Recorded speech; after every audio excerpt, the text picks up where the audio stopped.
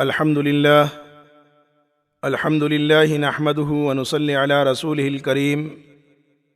اما بعد فاعوذ بالله من الشيطان الرجيم بسم الله الرحمن الرحيم وأمر أهلك بالصلاة واصطبر عليها صدق اللہ العظیم۔ میرے محترم عزیز و دوستو، آج میں آپ کے سامنے قرآن حدیث کی روشنی کے اندر بے نمازی کا انجام بیان کرنا چاہتا ہوں۔ حقیقت بات تو یہ ہے کہ کون شخص ایسا ہے کہ جس کے سامنے بے نمازی کا انجام نہ آیا ہو، کیونکہ اسلام کو آئے ہوئے ہی صدیاں گزر چکی ہیں۔ تمام باتیں خاص طور سے نماز کے بارے میں تو ہمارے سامنے آ ہی چکی ہیں کہ اس کے چھوڑنے والا گناہ عظیم کا مرتکب ہوتا ہے اور اللہ تعالیٰ کی ناراضگی کا مستحق ہو جاتا ہے۔ لیکن ہم نے اپنے اندر یہ سوچ رکھ رکھی ہے کہ شاید ہمیں اطمینان اور سکون کہیں اور سے بھی حاصل ہو جائے۔ ضروری نہیں کہ ہم نماز کی پابندی کریں، نماز کو ادا کریں اپنے وقتوں کے اندر، تو ہم بآسانی نمازیں چھوڑ دیتے ہیں اور دوسری جگہ سکون اور اطمینان حاصل کرنے کی کوششوں کے اندر لگ جاتے ہیں۔ میرے محترم عزیز و دوستو، ذرا یہ تو بتلاؤ کہ جس نے تمام کائنات کو پیدا کیا، آسمان و زمین کو پیدا کرنے والا وہ اللہ، اور جس نے آپ اور ہم سب کو پیدا کیا، جب وہی یہ بات کہہ رہا ہے اور اگر تم نے میری عبادت سے منہ پھیرا، میں تمہاری محتاجگی کو دور نہ کروں گا، تمہیں پریشانی کے اندر مبتلا کر دوں گا، یعنی تمہیں کہیں سکون اور اطمینان نہیں ملے گا، تو میرے عزیزو ذرا فیصلہ تو کرو کہ ہم نماز کو چھوڑ کر کس طریقے سے اطمینان اور سکون حاصل کر سکتے ہیں۔ ترمذی اور ابن ماجہ کے اندر روایت ہے، ابو ہریرہ رضی اللہ تعالی عنہ کی، فرماتے ہیں کہ رسول اللہ صلی اللہ علیہ وسلم نے ارشاد فرمایا کہ اللہ ارشاد فرماتا ہے کہ اے آدم کے بیٹے، اگر تو نے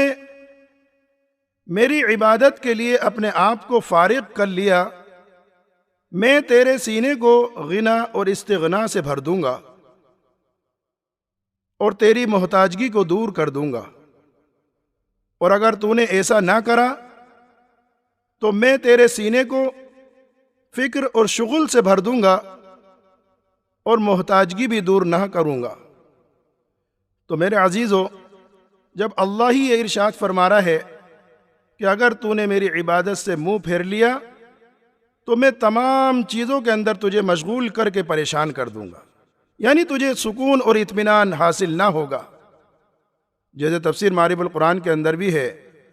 کہ اگر مال دولت آ بھی گئی تو اس کے ساتھ حرص بھی آتا رہے گا، تو آدمی محتاج کا محتاج رہتا ہے۔ حضرت عبداللہ ابن مسعود رضی اللہ تعالی عنہ فرماتے ہیں، میں نے نبی کریم صلی اللہ علیہ وسلم کو یہ کہتے سنا ہے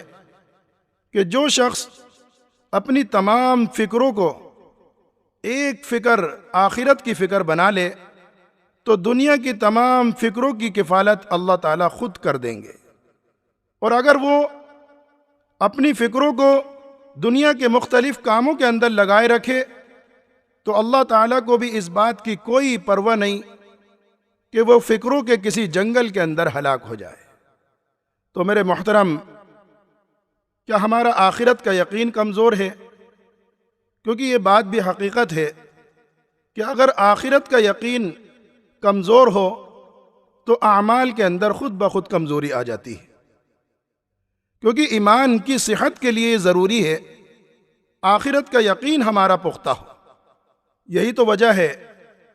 کہ نبی کریم صلی اللہ علیہ وسلم کے جاں نثار صحابی، کیا وہ دنیا کے اندر نہیں تھے؟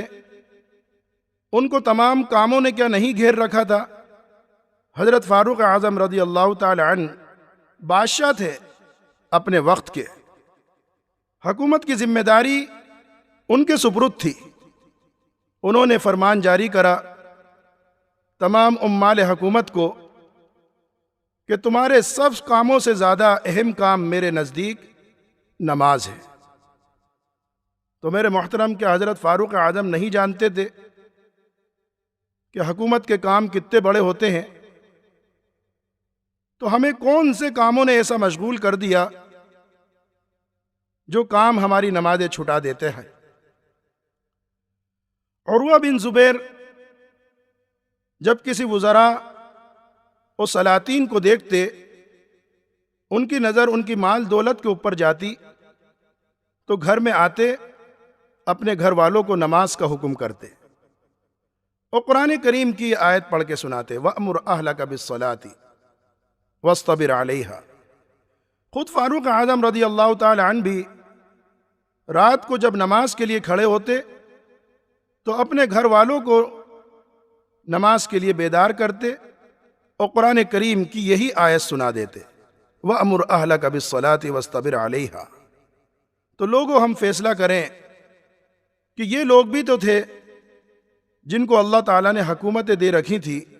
حکومت کے کام کی ذمہ داری ان کے سپرد تھی، لیکن اس کے باوجود نماز کو ان لوگوں نے سب سے اہم سمجھ رکھا تھا۔ اللہ تعالیٰ ہم سب کو صحیح سمجھ کی توفیق عطا فرمائے۔ وآخر دعوانا ان الحمد للہ رب العالمین۔ دوستو، اگرچہ آپ نے ہمارے اس چینل کو ابھی تک سبسکرائب نہیں کیا تو ویڈیو کے نیچے سبسکرائب کا ریڈ بٹن کلک کر کے ہمارے چینل کو سبسکرائب کریں، اور ہاں، ساتھ ہی بیل آئیکن کو ضرور دبائیں تاکہ ہماری آنے والی ویڈیوز آپ تک پہنچتی رہیں۔ شکریہ۔